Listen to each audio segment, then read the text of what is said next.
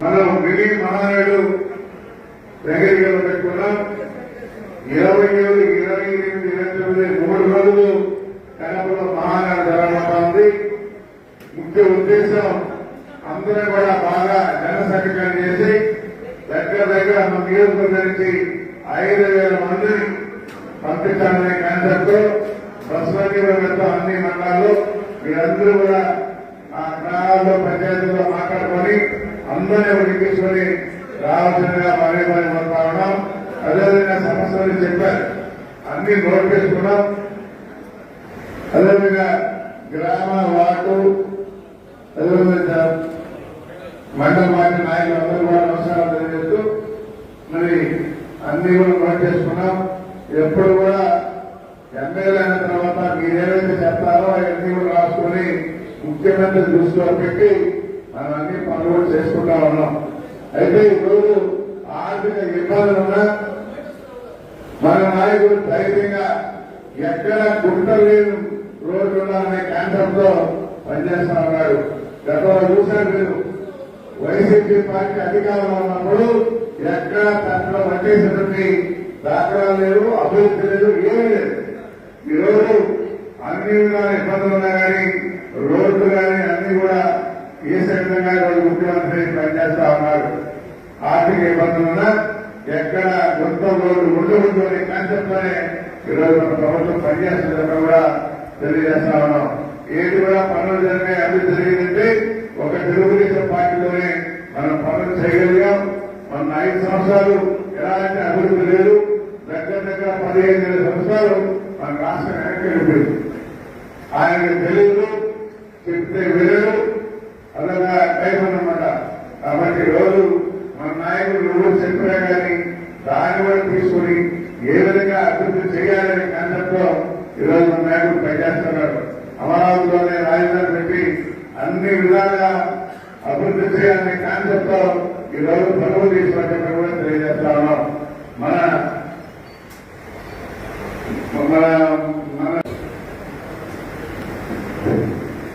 మనకి రాజధాని అమరావతి అని చెప్పి కూడా ఖచ్చితంగా జరుగుతోంది. అదే చెప్పి ఈరోజు మన నాయకుడు పనిచేస్తారని చెప్పి కూడా తెలియజేస్తా ఉన్నాం. అదేవిధంగా ఏదైనా అభివృద్ధి జరిగిందంటే తెలుగుదేశం ప్రభుత్వం జరిగిందని చెప్పి కూడా తెలియజేస్తూ మీరు కొన్ని సూచనలు ఇచ్చారు, అవన్నీ కూడా రాసుకున్నాం. రేపు మహానాడులో అన్ని కూడా చెప్పి చేయిస్తానని చెప్పిన కూడా మీ అందరికీ మాటిస్తా ఉన్నాం. మీ అందరికీ నేను రుణపడి ఉన్నా. ఎందుకంటే 4 కోట్లు పోటీ చేస్తే 3 కోట్లు గెలిపించారు. అందుకే ఎవరు వచ్చినా కానీ ఏ పనైనా కానీ నేరుగా చేసుకుని వెళ్తున్నారంటే నేను దాన్ని గుర్తుపెట్టుకొని మనకి ఎలాంటి విజయ లేకుండా 3 కోట్లు గెలిపించిన నియోజకవర్గంలో మనం అందుబాటులో ఉండాలి, బాగా చేయాలనే కాన్సెప్ట్ తో ఉండి పనిచేస్తామని కూడా తెలియజేస్తా ఉన్నాం. ఎవరు వచ్చినా కానీ నేరుగా ఏం కావాలని చేస్తా ఉన్నాం. కొంతమంది అనుకోవచ్చు మనం లేకుండా రాజకీయ గురించి చేస్తామని చెప్పాలి. కొన్ని తప్పు. ముఖ్యంగా మనం కూడా గౌరవిస్తా ఉన్నాం. మీకు చేసే పని మీకు చేస్తా ఉన్నాం. ఎవరైనా వస్తే అత్యవసరం ఆ పని కూడా చేస్తామని చెప్పని కూడా తెలియజేస్తూ మీ అందరికీ పేరుపోయిన ధన్యవాదాలు. రేపు జరగబోయే తెలుగుదేశం మహానాడు 27, 28, 29 తేదీలో ముఖ్యంగా 27వ తేదీ మన మహానుభావుడు, రాష్ట్ర మహానుభావుడు, దేశానికే మహానుభావుడు అన్నప్పుడు కార్యక్రమంలో పుట్టినరోజు. ఆ యొక్క 27వ తేదీ అసలు ఈ మహానాడు ప్రస్థానం జరగడం ఆ యొక్క బర్త్డే, ఆయన యొక్క పుట్టిన తేదీ మే 28. అప్పటి నుంచి మనం మొట్టమొదటి మహానాడు జరుపుకుంటూ వస్తున్నాం. ఈ మహానాడు కోసం ఇప్పుడు మీరు అందరూ వచ్చారు కార్యక్రమం కోసం. ఈ మహానాడు ఏ కార్యక్రమం జనరల్ గా ఉండేది నేను పొందలేదు కాదు.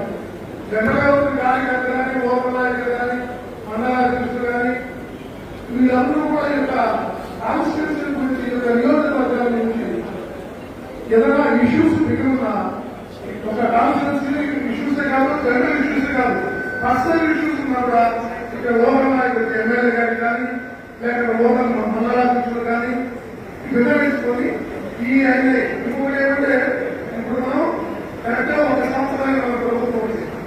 ఈ రోజుకి మహానాడు వెళ్తున్నాం. ఈ సంవత్సరం రోజుల్లో ప్రభుత్వం వచ్చిన తర్వాత ఎమ్మెల్యే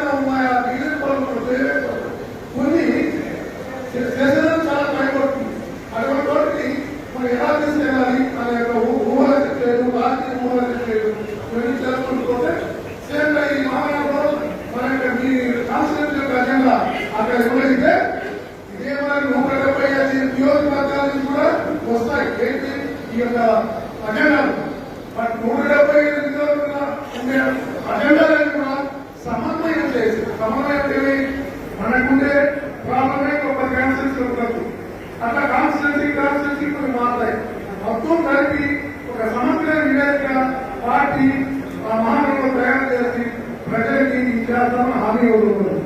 ఇది మహానాడు పర్పస్ ఇదే. స్వర్గీయ నందమూరి రామారావు గారు ఈ పార్టీని స్థాపించి అప్పటి నుండి ఇప్పటిదాకా మినీ మహానాడు నియోజకవర్గం, అదేవిధంగా జిల్లాలో, అదేవిధంగా రాష్ట్రంలో జరుగుతున్నటువంటి పార్టీ ఈ దేశంలో తెలుగుదేశం పార్టీ ఒక్కటే. ఇంకొకటి ఎక్కువ సభ్యత్వాలను ఎక్కువ మంది నమ్మాల్సినటువంటి పార్టీ కూడా ఈ దేశంలో తెలుగుదేశం పార్టీ తెలియజేస్తా ఉన్నాను.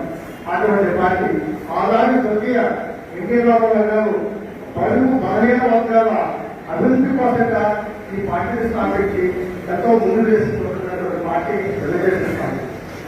పోతే పోయిన పాలనలో అభివృద్ధిని కలిసి పూర్తి సంక్షేమం అనవసరంగా సంక్షేమం చేయాల విద్యా వైద్యం అదేవిధంగా మౌలిక వస్తువులు వాటి వల్ల చూసుకొని చేయాల్సి అభివృద్ధి అనేది ఎక్కడా కూడా ఏ ప్లాట్ఫామ్ కూడా ఏ నియోజకవర్గం కూడా ఒక కంటెంట్ అడ్డేసినటువంటి పరిస్థితి లేదు. ఎప్పుడైనా కూడా ఏ పార్టీ కానీ ఏ ప్రజలు కానీ అభివృద్ధి సంక్షేమం సమపాలలో ఉన్నప్పుడే ఆ ప్రాంత ప్రజలు బాగుపడడానికి ఎక్కువ అవకాశం ఉంటుంది. అభివృద్ధి అయినప్పుడు సంక్షేమించి కూడా దానివల్ల ప్రయోజనం తెలియజేస్తున్నారు. అదేవిధంగా చంద్రబాబు నాయుడు గారు జాతీయ అధ్యక్షుడు, చంద్రబాబు నాయుడు గారు ముఖ్యమంత్రి, ఆయన ఎక్కువగా ముందు చూపుగా ఈరోజు సంక్షేమం చేస్తున్నారు. వచ్చిన సంవత్సరాలని ఎంతో అభివృద్ధి పనికి రోడ్లు కానీ చాలా కార్యక్రమాలు రోజు చేస్తా ఉన్నటువంటి పరిస్థితి ఈరోజు ముఖ్యమంత్రి. ఎప్పుడైనా ఒక ఇల్లు కానీ ఒక పరిపాలన రక్షించినటువంటి నాయకులు ఆ పార్టీ కానీ ఆ ప్రజలు కానీ మంచిగా ఉంటుంది. అదే ఒకప్పటి మనం అభిలాషం చేసేవాళ్ళు. ఆ రోజు ఎన్టీఆర్ పార్టీ కట్టడం నిర్వహిస్తే అలాంటి ఉమ్మడి ఆంధ్రప్రదేశ్ తెలుగు వాళ్ళగా గుర్తిస్తున్నారు. అటువంటి మహానీయుడు ఎన్టీ రామారావు. ఇకపోతే అది పాత క్రమం, మధ్య క్రమం పెద్దలోపు గారికి, వచ్చే క్రమం యువ నాయకుడు లోకేష్ గారికి. యువ నాయకుడు లోకేష్ గారు ఇక్కడ యోగాలు చేసుకుంటూ ఈ ప్రాంతంలో ఏదైనా సమస్యలు చూసుకుంటూ వాటిని పరిష్కరించే విధంగా ప్రయాణం చేస్తా ఉన్నారు. ఇంకోటి ఇక్కడ స్థానిక శాసనసభ్యులు రామకృష్ణ గారు చెప్పాలి. ఆయన 1952 పార్లమెంట్ ఎలక్షన్ పార్లమెంట్ ఈ రోజు రామకృష్ణ దాకా 3 పర్యాలు ఎమ్మెల్యే ఈ నియోజకవర్గం రామకృష్ణ ఎవరు కూడా 2 సార్లు ఒకసారి శాసనసభ్యులు కూడా ఒక రామకృష్ణ గారి 3 సార్లు శాసనసభ్యులు. కానీ కాలం మీ అందరూ భక్తి శక్తి వీళ్ళందరూ పనిచేయడం వల్ల అదేవిధంగా పార్టీ బలం ప్లస్ ఆయన వాసు కూడా పనిచేసి ఆయన 3 సార్లు శాసనసభ్యులుగా ఎన్నికైనడానికి అవకాశం కల్పించారు. ఆయన ఆలోచనలు కూడా వెంకటేశ్వరుడికి ఏదో ఒకటి చేయాలా, ఈ ప్రాంత అభివృద్ధి చేయాలని ఉద్దేశంతో పనిచేసినటువంటి వ్యక్తి రామకృష్ణ గారు. నేను రామకృష్ణకి 3 పాయింట్లు ముగిస్తాను.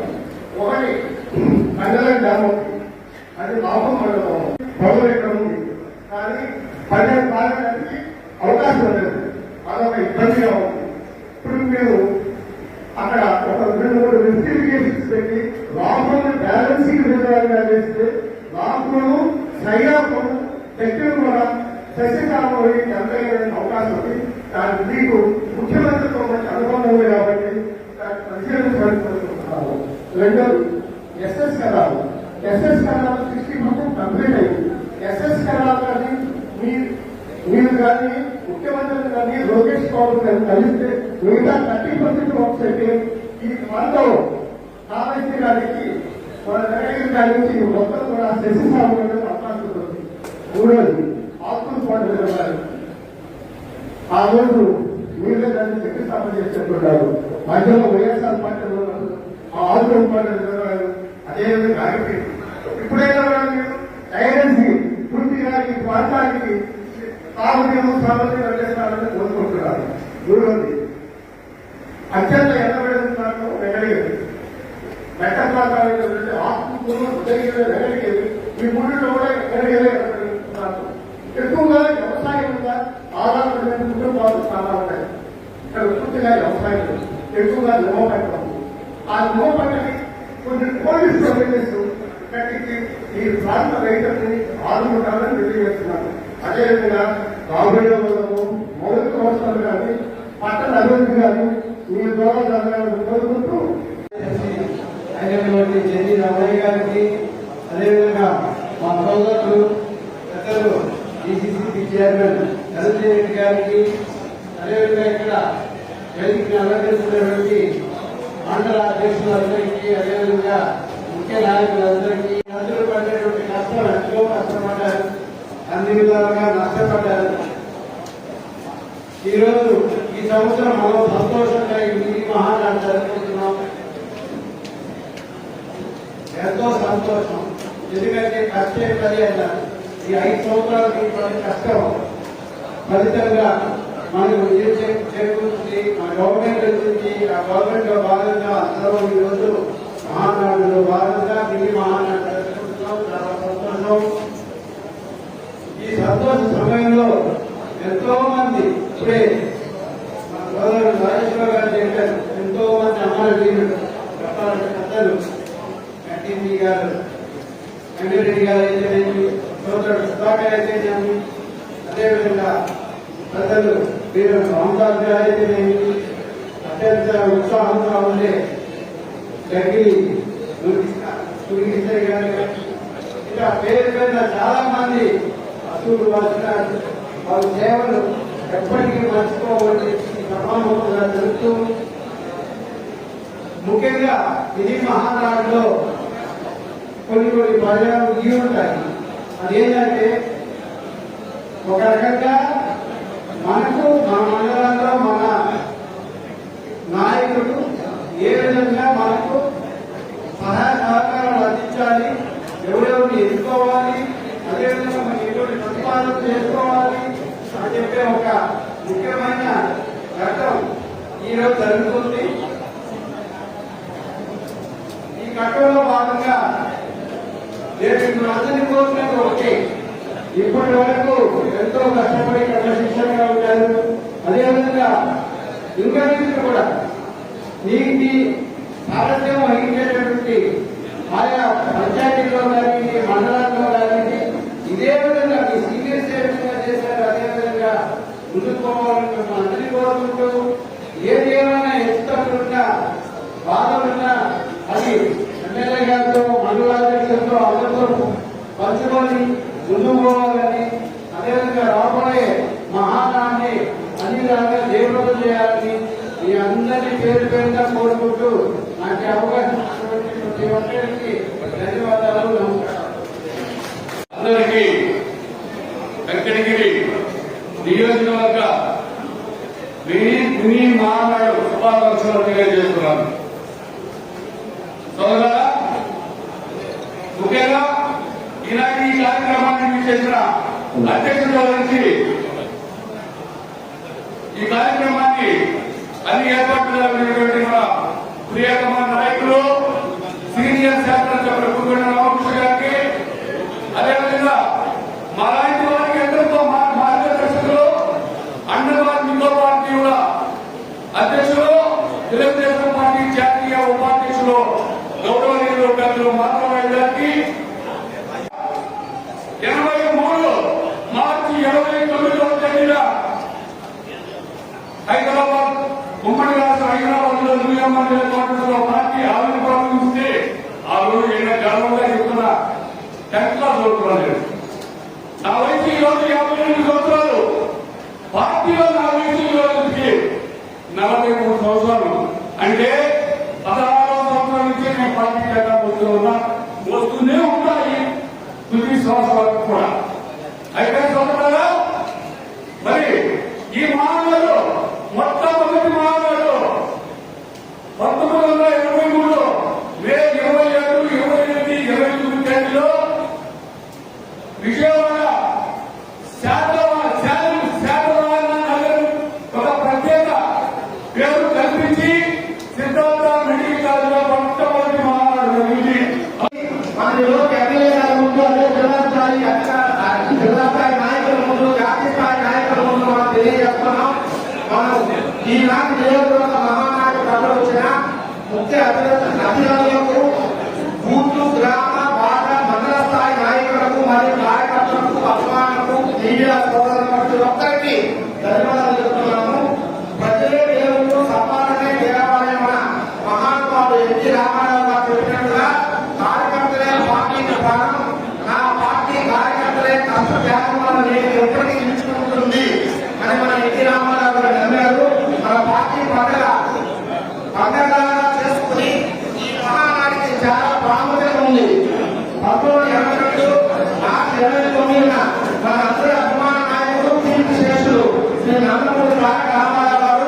తెలుగు ప్రజల కోసం తెలుగుదేశం పార్టీ స్థాపించారు. అప్పటి నుంచి మార్చి 29 తెలుగు వారందరికీ ఒక పండుగ రోజు. ప్రతి సంవత్సరం మార్చి 29న ముందు రాష్ట్రంలో ప్రతి నియోజకవర్గంలో ప్రజలకు అవసరమైన పనులు, ప్రాంతాల అభివృద్ధిపై మరియు పార్టీ బలోపేతమై అందరూ కలిసి తీర్మానం చేసి వాటి పార్టీ అధినేత పెద్దలు చంద్రబాబు నాయుడు గారికి పంపిస్తున్నాం. పెద్దలు వాటి పరిష్కారం కృషి చేయాలని కోరుకుంటున్నాం. ఇవన్నీ ఒక వంద అయితే ఇప్పుడు నా వైపు నుండి చెప్పుకోవాల్సింది ఏమంటే గత 4 ఎన్నికల్లో నాకు తోడుగా ఉండి నా గెలుపు కృషి చేసి ప్రతి తెలుగుదేశం పార్టీ కార్యకర్తలు, నాయకులు నేను ఎప్పటికీ మరవలేదని మన కుటుంబ రామకృష్ణ గారు మీకు అందరూ తెలియజేస్తున్నారు.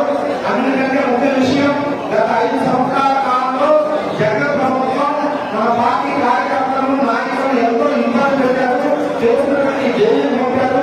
కొందరు ఉన్న ఊరిని వదిలి కార్యక్రమాలకు దూరంగా రోజులు గడిపినటువంటి వారికి మన పార్టీ తప్ప గుర్తింపు తెచ్చేలా ఉండేలా చూస్తే బాధ్యత కుటుంబ రామకృష్ణ గారు మన ఎమ్మెల్యే కాదని ఆయన సభాముఖంగా మీ అందరికీ తెలియజేస్తున్నారు. అదేవిధంగా కార్యకర్తలు, నాయకులకి ఒకటి చెప్తున్నా, మీ కష్టంలో నేను అండగా మీ ముందు ఉంటాను. ఒకరు ముందు పెట్టుకోండి. పదవులు అందరికీ ఒకేసారి కావు, కానీ తప్పకుండా కష్టపడి ప్రతి ఒక్కరికి వెనుక వారిగా పదవులు ఇప్పించే బాధ్యత కుటుంబ రామకృష్ణ గారు ఆ విధంగా కృషి చేస్తారని మీ అందరికీ తెలియజేస్తున్నారు. అదేవిధంగా వెంకట నియోజకవర్గ స్థాయి మహానాడు తీర్మానాలు తెలియజేస్తున్నాం. ఈ నెల 27, 28, 29 దేవుడు కాలంలో జరిగే మహానాడు వినియోగం చేయాలా కాబట్టి ప్రతి గ్రామ వార్డు అదేవిధంగా మండలాల నుంచి కూడా పెద్ద ఎత్తున మనం కడపలో చేరుకోవాలా. 27, 28, 29 కడపలో ఉండాలా. అదేవిధంగా మన నాయకులు అక్కడ ఒక కళ్యాణ మండపంలో ఏర్పాటు చేశారు. ఆ కళ్యాణ మండపంలో మనం ఉండవచ్చు. అదేవిధంగా మనం అందరం అభిమాన నాయకులు మన కీర్తి శేషులు డాక్టర్ ఎన్టీ రామారావు భారత రత్న ఇవ్వాలని వెంకట నియోజకవర్గం తరఫున మొట్టమొదటి పరిపాలన మన పూర్వ రామకృష్ణ గారు చేపట్టారు. మనందరూ కూడా సపోర్ట్ చేస్తున్నాం. సార్ మేము ఖచ్చితంగా దాన్ని ప్రమోషన్ అన్న ఎన్టీ రామారావు భారత రత్న రావాలని చంద్రబాబు నాయుడు తెలియజేయాల్సిందిగా కోరుతున్నాం. అదేవిధంగా మన యువ నాయకుడు లోకేష్ బాబు గారికి పార్టీ వర్కింగ్ ప్రెసిడెంట్ గా బాధ్యతలు ఇవ్వాలని మన ఎన్నికల నియోజకవర్గం తరఫున ఇంకో ప్రతిపాదన చేస్తున్నాం. అదేవిధంగా మనకు అతి ముఖ్యమైనది మనకు ఆల్రెడీ మన ఎమ్మెల్యే గారు 2018లో శంకుస్థాపన చేసి దాన్ని 10% పని చేసి మళ్ళా వైసీపీ గవర్నమెంట్ రద్దు చేసిన ఆంధ్రప్రదేశ్ రిజర్వాయర్ పూర్తి చేయాలని దాన్ని ఎమ్మెల్యే గారు ప్రతిపాదన చేశారు. అదేవిధంగా ఎక్కడికి గూడూరు మధ్యలో అధ్వానంగా ఉన్న ఆరోగ్య రోడ్ను అత్యవసరంగా పునరుద్ధరించడం వల్ల దీని ఒక భాగం. అదేవిధంగా వెంకటగిరిలోని చేనేతలకు కమ్యూనిటీ హాల్ నిర్మించడం, అదేవిధంగా వెలుగుపూడి కలిగిన వారికి డాక్టర్ బిఆర్ అంబేద్కర్ భవనం మంజూరు చేయించడం, ముఖ్యంగా రాపూర్ మండలంలో ఉన్న రాపూర్ చెరువును రిజర్వాయర్గా చేసి 30,000 ఎకరాలకు సాగు నిర్మించేట్టుగా రాపూర్ చెరువును రిజర్వాయర్గా చేయాలని ఇంకో ప్రతిపాదన పెట్టాం. అదేవిధంగా కోరుకుంటున్న ఇరిగేషన్ మంజూరు చేయించే విధంగా చర్యలు తీసుకోవడం, అదేవిధంగా తెలుగు కెనాల్ ద్వారా కోరుకూరు, చిన్నసముద్రం, టూ ఏర్పాటు చేయడం, అదేవిధంగా వెంకటగిరి గవర్నమెంట్ హాస్పిటల్ 100 పడకల గవర్నమెంట్ హాస్పిటల్ ఏర్పాటు చేయడం, అదేవిధంగా కిడ్నీ పేషెంట్కి మనం ఎక్కడితో ఇక్కడ చాలా బాధపడుతున్నాం. కిడ్నీ పేషెంట్ డయాలసిస్ సెంటర్కి ఇది 50 దాదాపు 200 మంది పేషెంట్లు పోతున్నారు. కాబట్టి వెంకటగిరి ప్రభుత్వ ఆసుపత్రిలో డయాలసిస్ సెంటర్ ఏర్పాటు చేసే ప్రతిపాదన ముందుకు అవుతున్నాం. కాబట్టి ఇవన్నింటినీ మన మార్చి 29న జరిగే బహిరంగ సభ ముందు మన జాతీయ అధ్యక్షుడు చంద్రబాబు నాయుడు గారికి తెలియజేయాలని కోరుకుంటూ ఈ రోజు ఈ కార్యక్రమాన్ని చేసిన పార్టీ పెద్దలకు, అధికారులకు, మహారాజులకు, గ్రామ అదేవిధంగా చాలా రోజుల నుంచి నిరంతరంగా జనాభా వ్యక్తిగా సీఎం నుంచి కూడా ఒక ప్రతిపాదన ఉంది. మన అందరూ వెంకటగిరి ప్రజల కోరిక రైల్వే కోర్టు వెంకటగిరి రోజు మన ఎమ్మెల్యే గారు దాన్ని ప్రతిష్టాత్మకంగా తీసుకొని ఆ రోజు ఏర్పాటు చేయవలసిందిగా కోరుకుంటున్నాం సార్. అదేవిధంగా ఈ కార్యక్రమాన్ని వినియోగం చేసిన పార్టీ